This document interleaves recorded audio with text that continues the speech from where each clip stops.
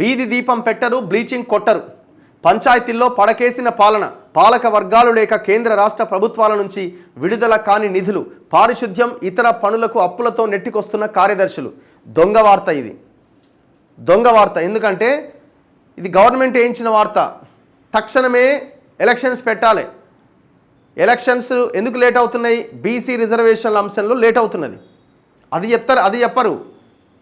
BC రిజర్వేషన్ల అంశం తేల్చకుండా elections పెట్టొద్దు అని సమస్త బీసీ సమాజం అంతా తెలంగాణ అంతా కోరుతున్నది, డిమాండ్ చేస్తున్నది.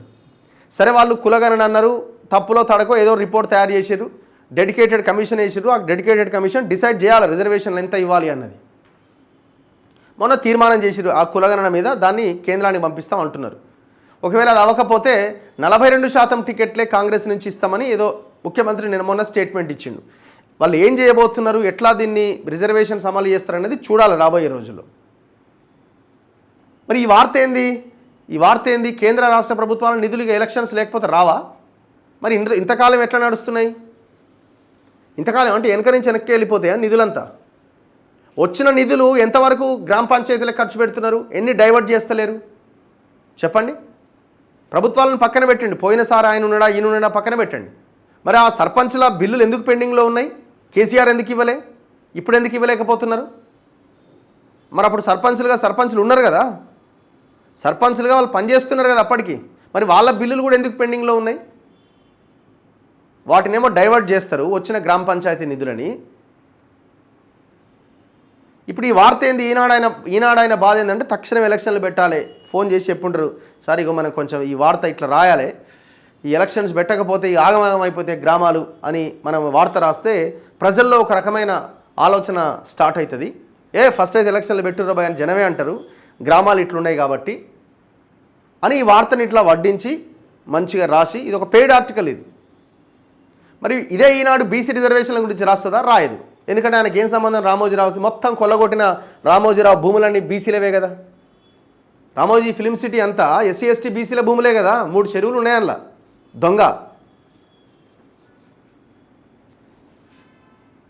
పంచాయతీల్లో పడకేసిన పాలనట, పాలక వర్గాలు లేక కేంద్ర రాష్ట్ర ప్రభుత్వాల నుంచి విడుదల కాని నిధులట, పారిశుద్ధ్యం ఇతర పనులకు అప్పులతో నెట్టుకొస్తున్న కార్యదర్శులట. సహకార సంఘాలకు ఎలక్షన్స్ లేవు 12 ఏళ్ళుగా. చేనేత సహకార సంఘాలకు ఎలక్షన్ లేక 12 ఏళ్ళు మొత్తం తాళాలు వేసి ఉన్నాయి. ఏవి? చేనేత సహకార సంఘాలకి. ఏమన్నా వార్త రాసిందా వీడు? ఏదైనా ఈ పేపర్ వార్త రాసిందా? ఇంకేదన్నా పేపర్ వార్త రాసిందా? మరి అక్కడ పాలన పడకేయట్లే. పాలక వర్గాలు లేక ఆ సహకార సంఘాల్లో పాలన పడకేస్తుందా లేదా? మనది కనబడలేదా? అక్కడ ఎందుకు ఎలక్షన్స్ పెడతలేరు? మరి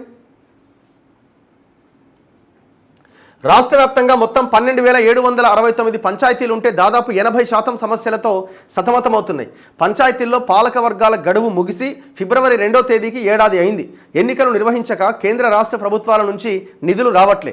దీంతో పల్లెల్లో పాలన పడకేసింది. ప్రత్యేక అధికారుల పాలనలో చాలా పంచాయతీలు నిర్వహణ లేక పారిశుద్ధ్యం, వీధి దీపాల మరమ్మతులకు నిధుల కటకట ఎదుర్కొంటున్నాయి. పాలక వర్గాలుంటే చిన్న చిన్న పనులకు సర్పంచులే తొలుతగా ఖర్చు పెట్టి అనంతరం ప్రభుత్వం నుంచి బిల్లులు తీసుకునేవారు. ప్రస్తుతం నిర్వహణ భారమంతా కార్యదర్శులపై పడింది.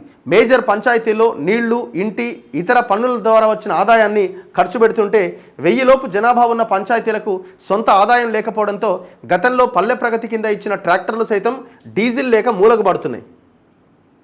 సోది రాసుకొచ్చిండంతా. నువ్వు రాయి బీసీ. అవును, మరి ప్రభుత్వం ఎందుకు డిలే చేస్తుంది? అధికారంలో వాళ్ళు రాగానే కులగణన చేసి 42% ఇస్తామన్నారు కదా. వెంటనే కులగణన కోసం జీవో తెచ్చి కులగణన చేసి డెడికేటెడ్ కమిషన్ వేసి రిజర్వేషన్ అమలు చేస్తే ఈ పాటికి అయిపోయేది కదా.